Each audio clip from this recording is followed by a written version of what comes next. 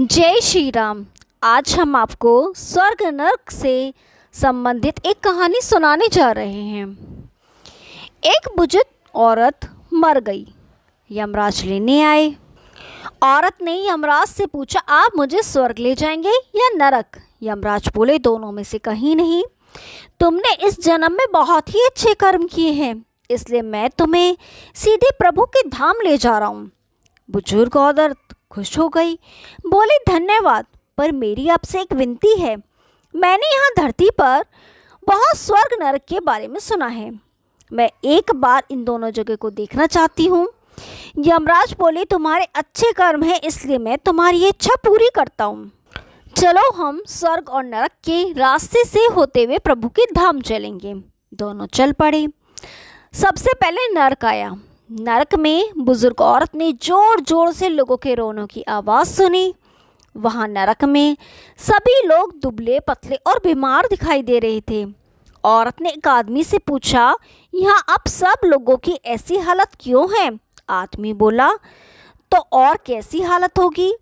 मरने के बाद जब से यहाँ आए हैं हमने एक दिन भी खाना नहीं खाया।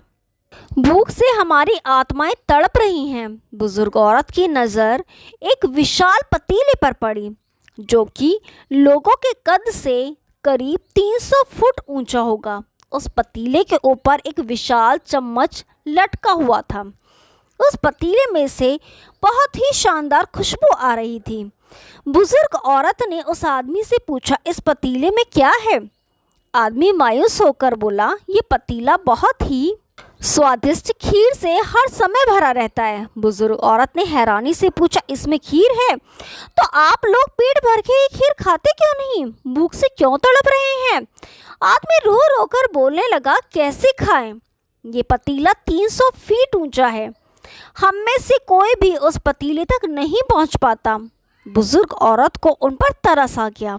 सोचने लगी, बेचारे खीर का पतीला होते हुए भी भूख से बेहाल हैं। शायद ईश्वर ने इन्हें यही दंड दिया होगा। यमराज बुजुर्ग औरत से बोले, चलो हमें देरी हो रही है। दोनों चल पड़े। कुछ दूर चलने पर स्वर्ग आया। वहाँ पर बुजुर्ग औरत को सबकी हंसने खिलखिलाने की आवाज़ सुनाई दी। सब लोग बहुत खुश दिखाई दे रहे थे।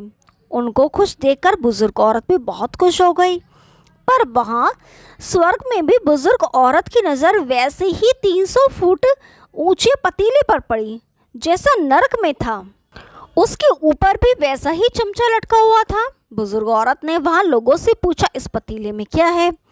स्वर्ग के लोग बोले, इसमें बहुत स्वादिष्ट खीर है। बुजुर्ग औरत हैरान हो गई।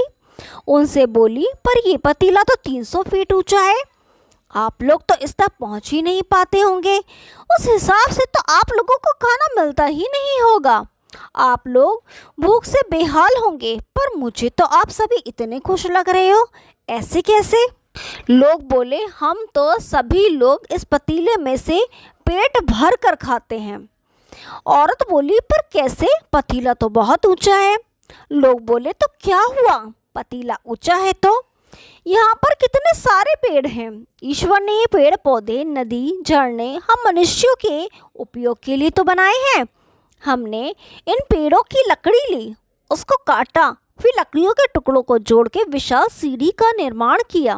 उस लकड़ी की सीढ़ी के सहारे हम पतीले तक पहुंचते हैं और सब मिलकर खीर का आनंद लेते हैं। बुजुर्ग औरत यमराज की तरफ देखने लगी। यमराज मुस्काए, बोले, ईश्वर ने स्वर्ग और नरक मनुष्य के हाथों में सौंप रखा है। चाहे तो अपने लिए नरक बना ले, चाहे तो अपने लिए स्वर्ग। ईश्वर ने सबको एक समान हालातों में डाला है। उसके लिए उसके सभी बच्चे एक समान हैं।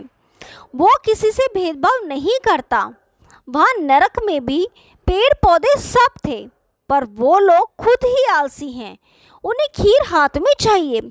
वो कोई कर्म नहीं करना चाहते, कोई मेहनत नहीं करना चाहते, इसलिए भूख से बेहाल हैं। क्योंकि यही तो ईश्वर की बनाई इस दुनिया का नियम है। जो कर्म करेगा, मेहनत करेगा, उसी को मीठा फल खाने को मिलेगा। यही आज का सुविचार है। स्वर्ग और नरक आपके हाथ में है। मेहनत करें, अच्छे कर्म करें और अपने जीवन को स्वर्ग बनाएं। जय श्री राम। यदि आपको ये कहानी पसंद आई तो वीडियो को लाइक कीजिए, शेयर कीजिए और चैनल को सब्सक्राइब कीजिए।